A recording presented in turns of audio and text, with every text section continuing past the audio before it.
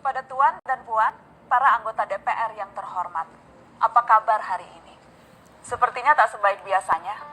Sama, di sini pun begitu. Kita semua memang sedang diuji. Hidup memang tak selalu baik, kan? Seperti kami-kami ini, Tuan dan Puan juga mungkin lebih banyak bekerja di rumah. Kalau lihat siaran sidang atau rapat terbuka di gedung DPR sekarang sih kelihatannya banyak kursi yang kosong.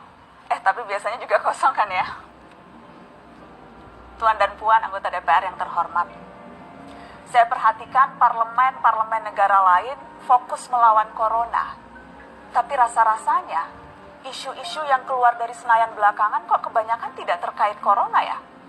Kami malah membaca DPR bersemangat membahas isu-isu lain. Contohnya, rancangan undang-undang cipta kerja yang banyak ditolak karena dinilai mementingkan kepentingan investor di atas kebutuhan pekerja. Presiden Jokowi pekan lalu sempat menyatakan pemerintah dan DPR menunda pembahasan salah satu klaster di rancangan undang-undang itu, klaster ketenagakerjaan. Ini untuk memberi kesempatan mendalami substansi dan mendapat masukan dari banyak pihak. Berpegang pada alasan itu, maka sudah seharusnya klaster lain dalam RUU Cipta Kerja pun perlu ditinjau ulang. Karena yang lain juga bukan tanpa masalah, terutama dari perspektif lingkungan dan keadilan gender. Tidak cukup hanya menunda pembahasan satu klaster saja. Ada juga RUU lain yang masih nekat mau dibahas. Ada RUU KUHP yang tahun lalu diserbu unjuk rasa. Lalu RUU pemasyarakatan. Ada koruptor yang sudah ngebet pengen bebas kah? Apa kabar Pak Yasona?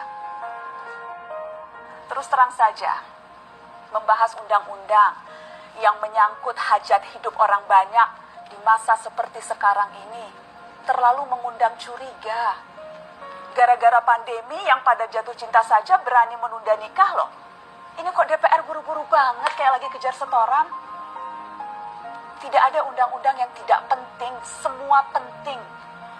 Justru karena undang-undang itu penting, aneh jika pembahasannya diseriusi di waktu seperti sekarang, saat dimana perhatian dan konsentrasi kita sedang terkuras bertahan hidup di tengah wabah. Produk hukumnya pun berpotensi cacat bila tidak memenuhi ketentuan, dan rasanya belum ada aturan pembahasan RUU secara virtual. Jika ngotot menuntaskan Omnibus Law, atau RUU KUHP, atau RUU pemasyarakatan, jangan salahkan jika ada yang menilai DPR tidak menjadikan perang melawan corona sebagai prioritas. Saya percaya setiap tindakan dan keputusan di masa krisis mencerminkan skala prioritas. Atau memang inikah prioritas wakil-wakil rakyat kami saat ini? Bikin ribut juga jelas tak seharusnya jadi prioritas. Satgas COVID-19 DPR kemarin dikabarkan mengimpor jamu ilegal dari Tiongkok secara besar-besaran untuk pasien positif virus corona. Satgas kemudian membantah itu, katanya ini diproduksi di Jakarta dan merupakan sumbangan Wakil Ketua DPR RI Sufmi Dasko yang akan dibagikan gratis ke berbagai rumah sakit. Kemudian dikabarkan juga jamunya mengandung bahan berbahaya dan belum terbukti klinis. Satgas lagi-lagi membantah, katanya sedang proses mendapatkan izin edar di Badan Pengawasan Obat dan Makanan. Sedang itu berarti belum kan ya?